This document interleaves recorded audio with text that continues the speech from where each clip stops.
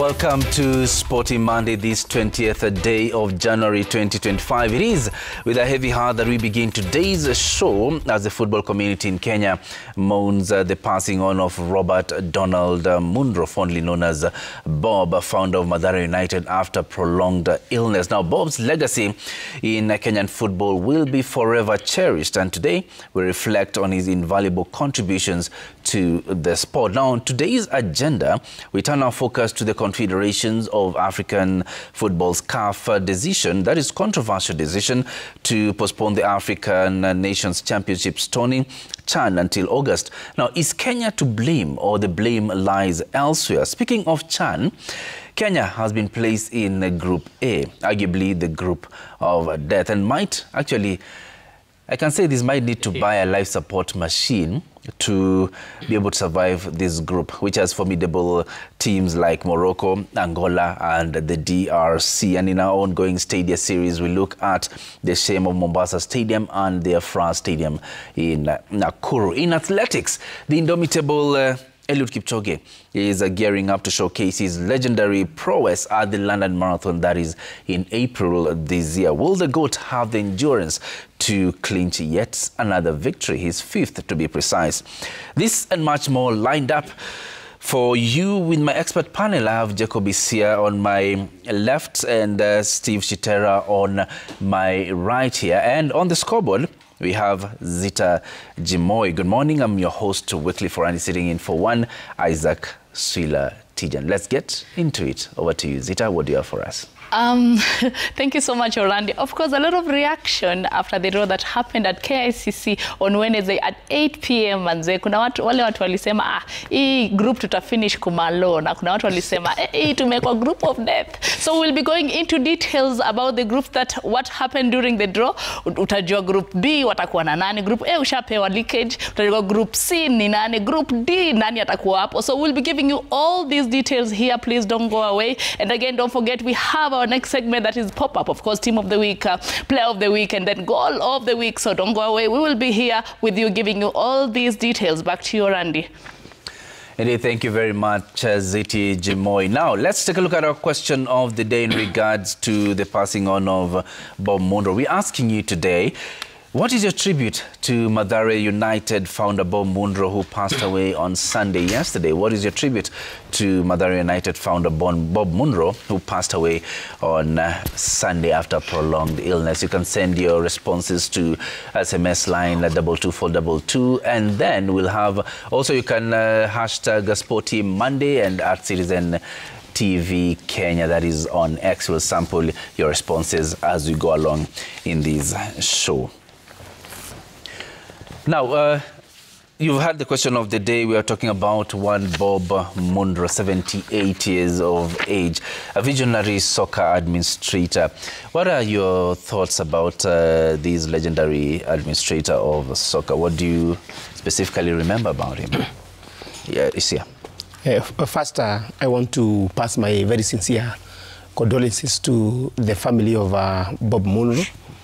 And of course, closer, the Mathare United fraternity, and entirely to the soccer-loving Kenyans. For Kenya indeed has lost a person who really, if there's a book to be written about Kenya's football, then there's many chapters, to be filled with the story of Bob Munro. Since the days we were growing, we grew knowing that Mathare United, and Meister for that matter, was the hotbed of talent. And leave alone what many people will talk about football, growing hundreds of top players from this country. I'm very purposeful when I say top players from Mathare United, then it goes beyond just the football. When a person comes to this country, a foreigner, and comes with such a zeal to make sure that he changes lives. I was checking some of the people who have gone through the MISA programs, most of them who have been paying their tribute to him, and they have been saying that the influence was just beyond football. A lot of transformation in the slums, a lot of education and a lot of exposure. This is a person who, you remember sometimes last year when we were doing a story about him, and we were saying that this is a person who is more than a Kenyan, yeah, by the contributions. And I was reminded some words that were said by the president and founder of Sofapaka, Eli Kadeko, one time when the club licensing rules were introduced and they were threatening the relegation of Sofapaka. In one of the press conferences, he told us that Kenyans should ask the question why we don't have so many people who are, well able, contributing in the way he's contributing after coming from Congo in helping the youth of this country through sports. And so there's a lot to say about Bob. I personally saw his zeal and love for football. He would always be at the stadium supporting his team until maybe when health could not allow him. And really he's going to be remembered. And at least after there was a lot of talk about what was happening, he was honored with that EBS honor, which means a lot. But it is to say that indeed there's a lot to learn from from the administrators of Kenyan football and the people who are running clubs from the story of Bob. Ziti, from what you know about Bob, you had a chat with him not so long ago. Was he given the treatment that he deserved while in Kenya for all those years? The only thing he talked about is about for him being the nationalism, being like the citizenship of being a Kenyan, because he said that I've done all this, but at the end of it, I'm going to rest, and I'm not a citizen of Kenya. So that is the only thing he was crying. But what he has done for the Kenyan football until now, we have the Maisa League still running from under 10, under 11, under 12. Under 13 up to under 19. So there's still a league that runs, and it's under MISA that is that nurturing of the talent in Mathare. And again, talking about a lot of people went outside, mostly in Norway in the 90s, in the 2000s, because of Bob, because he was taking the team to Norway, playing in the league there in Norway. And again, after you play there, you can even stay there after they see your talent is very good. So talk about Beldin, he's now a coach. He's from where Maisa. Talk about Salim Babu, the under 17, I think, under 20 Kenya national team coach. That is Salim Babu. He is from Mathare. He played for Mathare United. A lot of people, if you see, a lot of people who are from Mathare came from Maisa.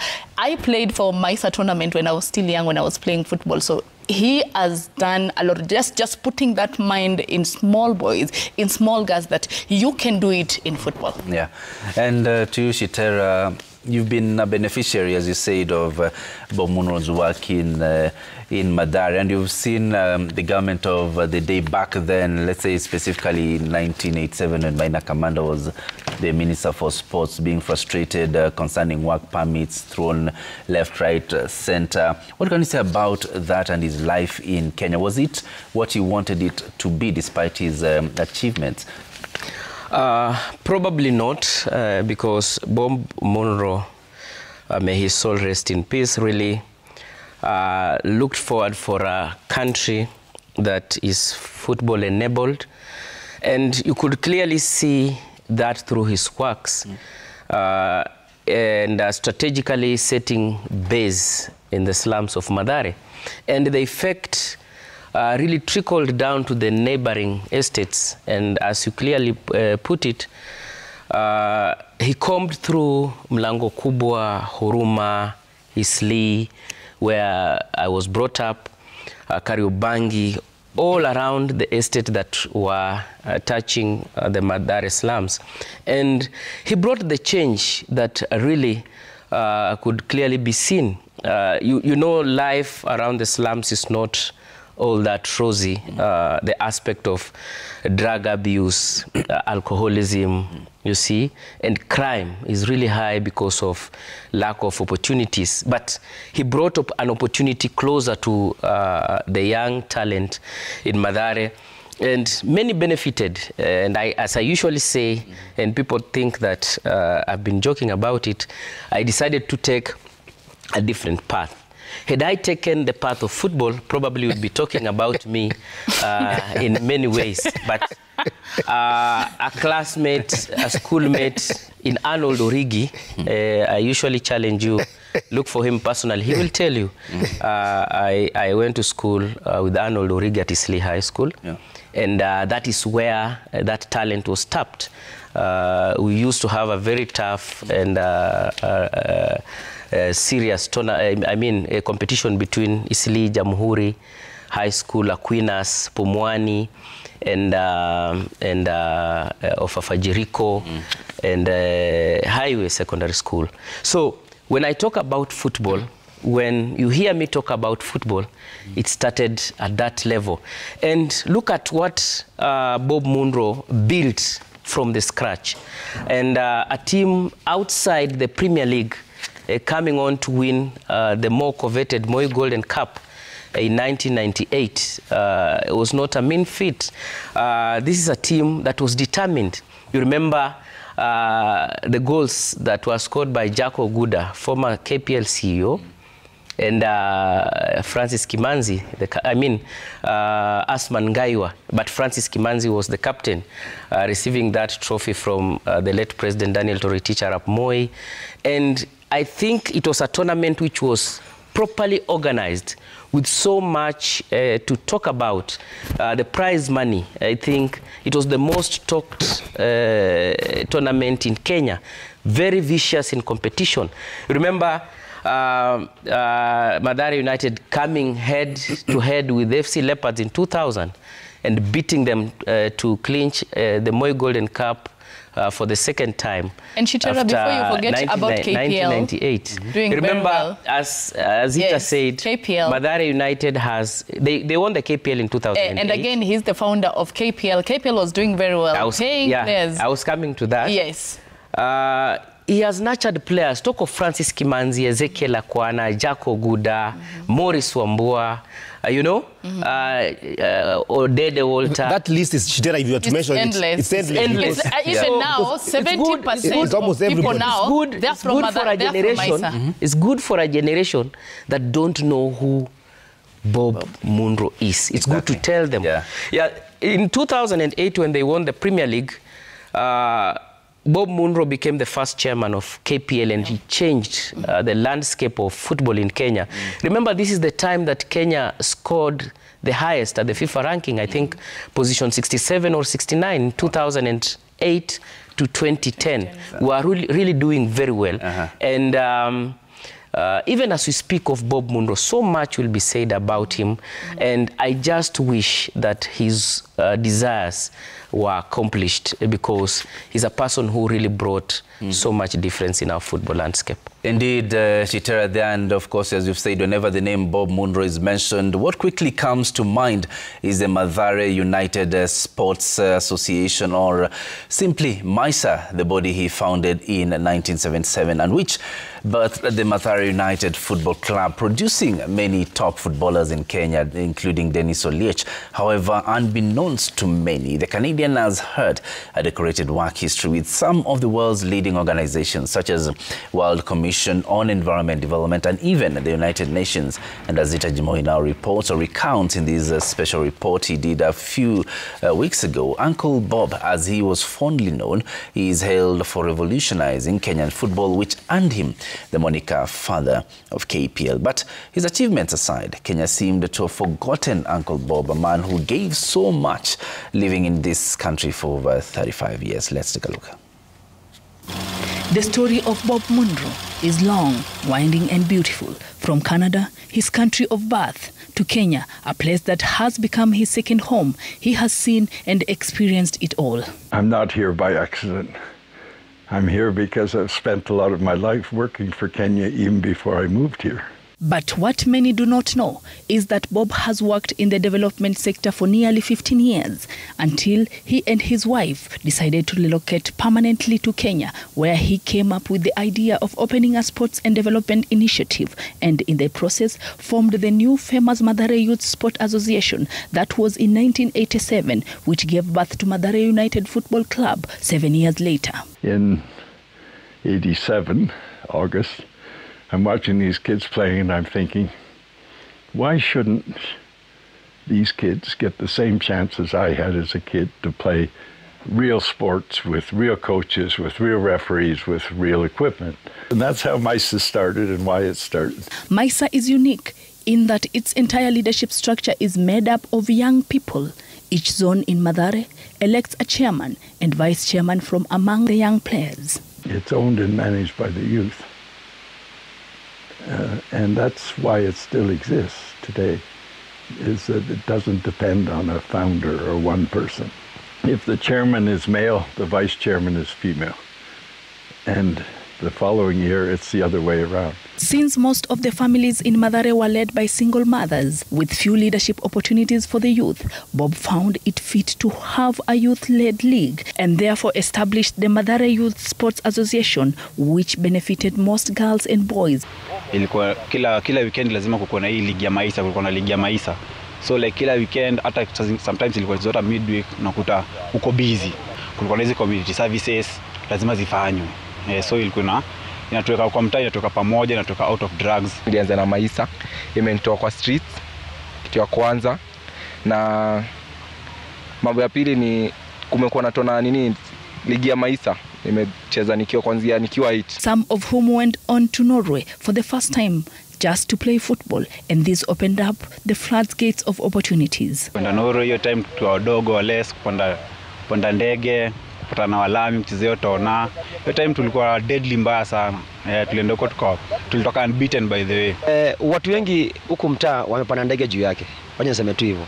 Maybe nikisema hivyo maybe naweza kuwa maybe na exaggerate, but ni fact. So watu wengi sana wamepata passport juu yake, watu wengi wametravel Europe juu yake. So ni jamaa, cause nakumbuka safari ya kwanza ilikuwa ni ya 1990. So nataka imagine kutoka time mpaka sasa bado watu travel. He has not only fostered young leaders but inspired them to change their communities for the better. If you look at the Premier League clubs, I can tell you 90% of the 18 teams in the Premier League clubs, each and every team has a player from MISA and Mathare United.